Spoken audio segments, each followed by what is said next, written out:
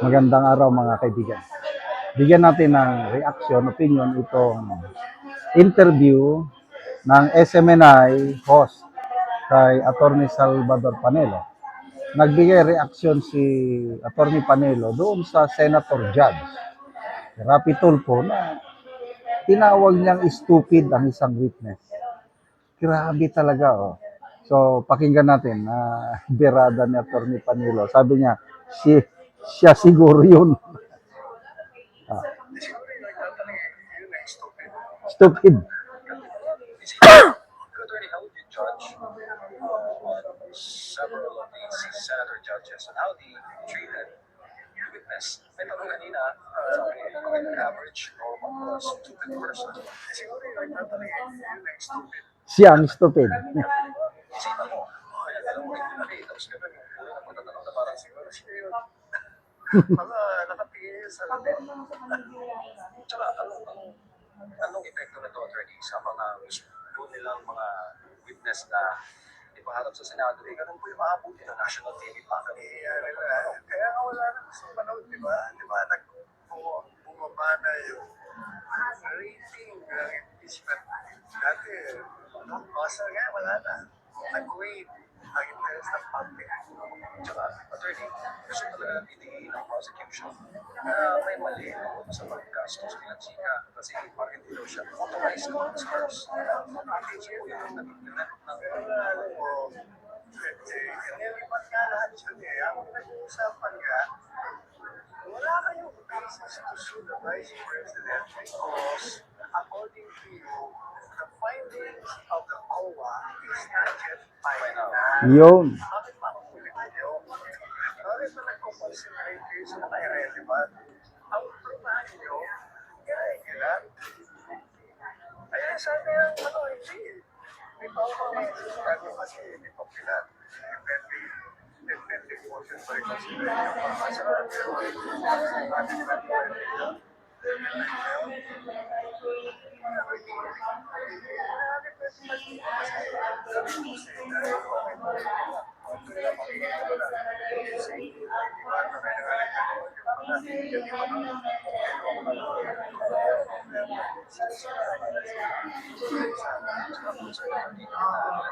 Nasa intelligence intelligence center.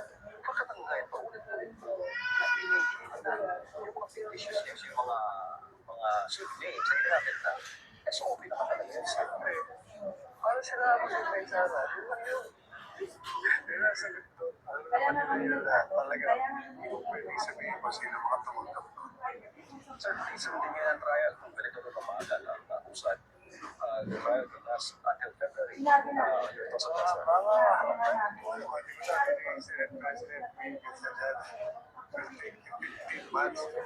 Pero dahil nga sa mga useless na honestly, hindi na naman pinipresenta mo pa. Yung mga tanong, hindi na naman tanong yan dahil irrelevant pa lahat. Tuloy-tuloy ba? Talagang tatagal tayo dyan. Ano ba ulit-ulit may matanong? Correct. Ulit-ulit.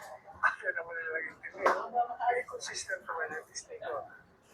Ako ulit, this first. At tinan mo, Okay. So, agree ako sa sinabi ni Attorney Panelo na yung Senator Judge ang stupido. Grabe talaga. Akala siguro ni Rapi Tulfo, parang nasa programa lang niya sa Rapi Tulfo in Action. Ngayong mga resource person o guest niya, pwede niyang, ayun, pagsabihan ng mga ganon. Kaya nasanay, style ng Rapi Tulfo in Action. Kaya lang, ito, alam nyo, parang, tingnan nyo, parang kawawa si Ma'am Gina Acosta. But yung pagiging kawawa niya, it will result yung awang yun mapunta kay Vicky Sara. Yung Pilipino ngayon, mas lalong susuportahan si Vicky Sara dahil sa mga ganyang ginagawa ng mga senator judges nito.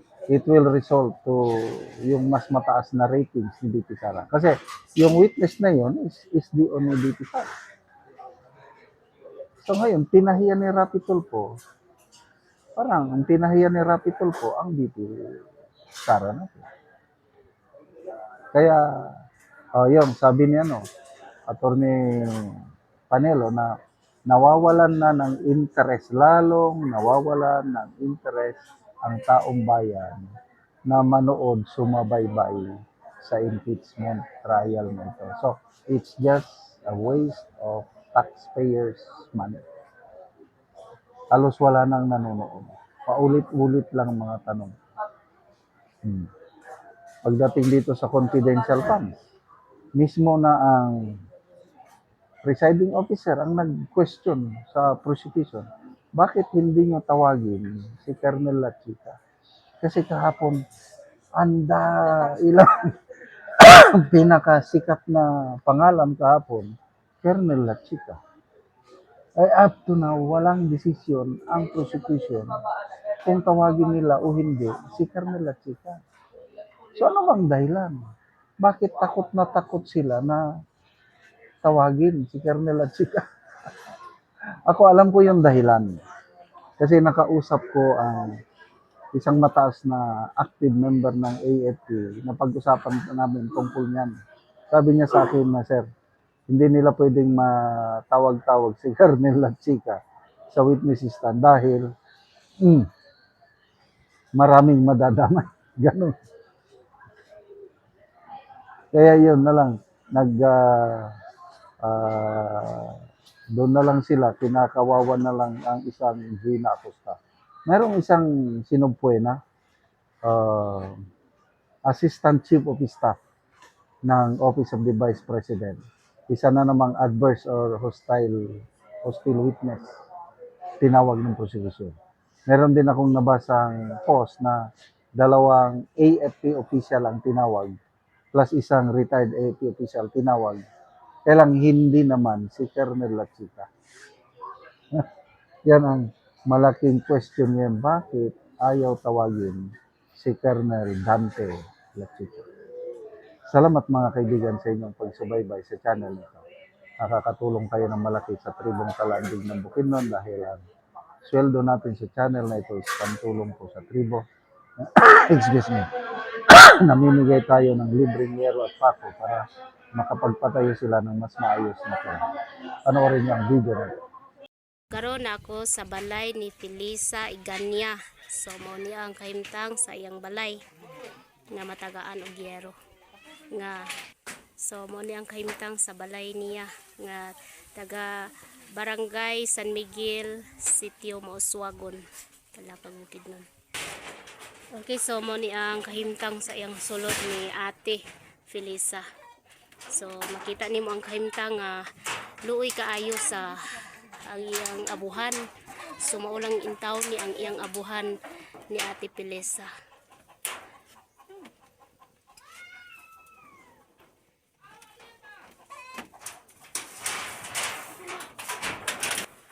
Boni ang hatag sa iya nga yero nga napulo nga diotso.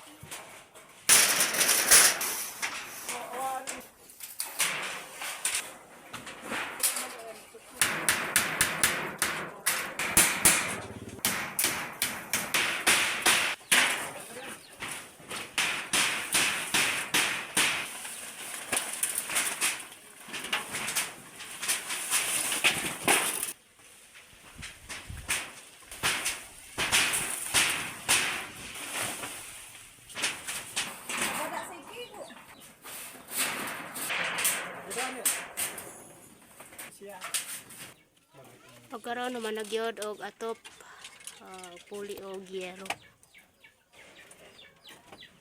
Ako man nagyod og atop. Salamat sa Ginoo nga natabangan ko aning sin kay ug dili pa tungod aning sin dili pa gid mailisan ang akong atop.